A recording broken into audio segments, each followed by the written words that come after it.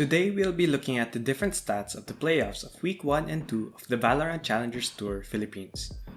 But before any of that, a disclaimer.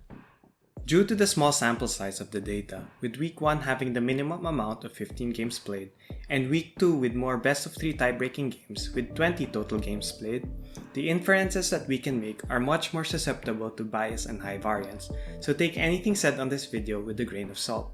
Starting off with the map picks and side performance statistics, with map picks also meaning maps played on, overall in the Philippine scene, instead of a uniform pick rate for the maps that teams prefer to play on are: first, Bind, with 25.71% pick rate, followed by Ascent and Haven with both 22.86%.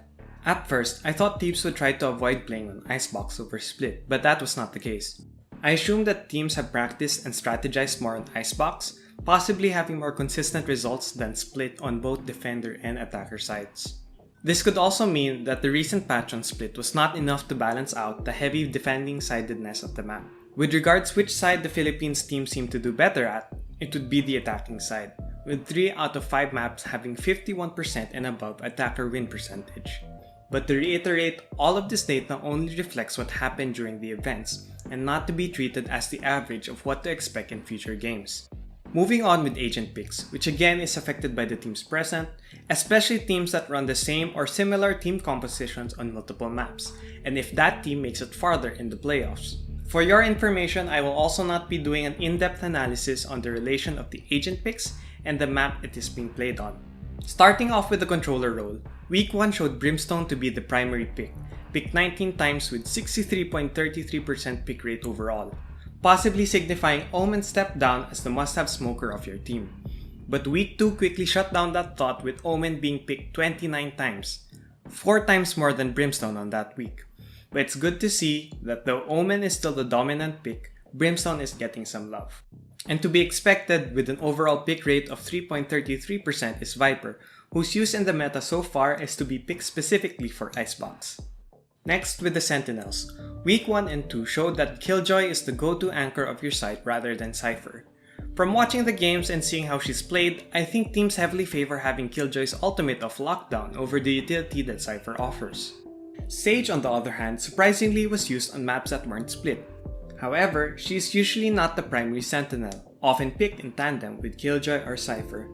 With her 19 total picks, Week 1 and 2 combined, she was the solo sentinel only 6 times. But it's nice to see teams trying out Sage in that manner. With the initiator role, I feel like I should give Silva his own role, a role in which he's insta-locked by the game, with his stats in both weeks being an 80% overall pick rate, with a total of 35 games in which each team had the chance to pick Sova.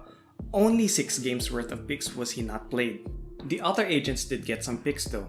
Sky was only picked up during the first week playoffs, being played 3 times, and Breach was used in both weeks, but in total did not break the double-digit mark. Lastly, the Duelist, which I did not include Yoru as he was neither picked on Week 1 nor Week 2, but I am unsure if Yoru was an allowed pick for the first week to begin with. Showing up as the number 1 Duelist pick would be Jet, picked a total of 46 times, being the most picked Duelist in both weeks. Coming in second is Raze. Interestingly, I checked if Raze was used as a replacement for Jet or not, and it is possible that is the case. As with the 34 times Raze was picked, only 12 of those picks included Jet in the team composition. Next is Reyna with 28 total picks, and I guess not the hotshot you'd expect, Phoenix coming in last with a total of 19 picks. Looking at the overall ranking of the agents, Sova seems to be a must-pick in the Philippine meta, and following after him are agents which are most likely to be picked, or at least one of them, being Jet, Omen, Killjoy, and Raze, with Reyna being quite close. But what are the actual team compositions that were run?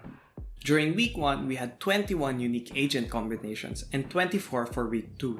If we were just to base it on the roles in the order of Controller, Initiator, Duelist, and Sentinel, Week 1 had 5 different team compositions while Week 2 had 7.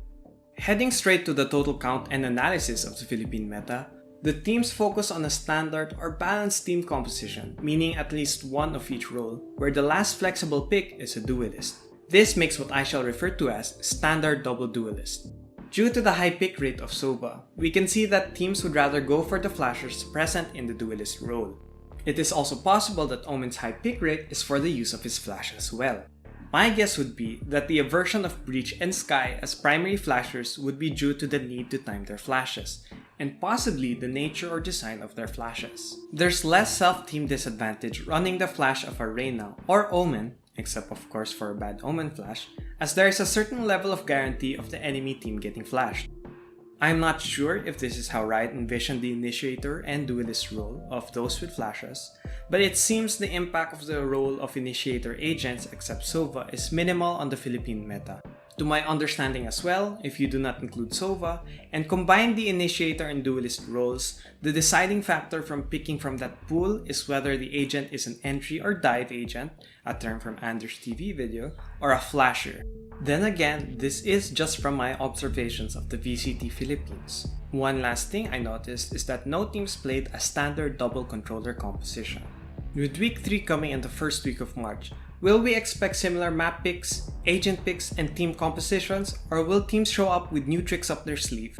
If the last 2 playoffs showed us anything, I'm expecting that the PH scene has settled with standard double duelist as a dominant team composition paired with an aggressive playstyle.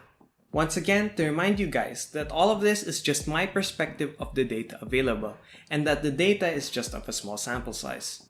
If you guys have any other games you want me to break down, or take a deep dive on other statistics I didn't include, or my opinions on anything Valorant and Valorant Esports, leave a comment down below or message me on my other socials.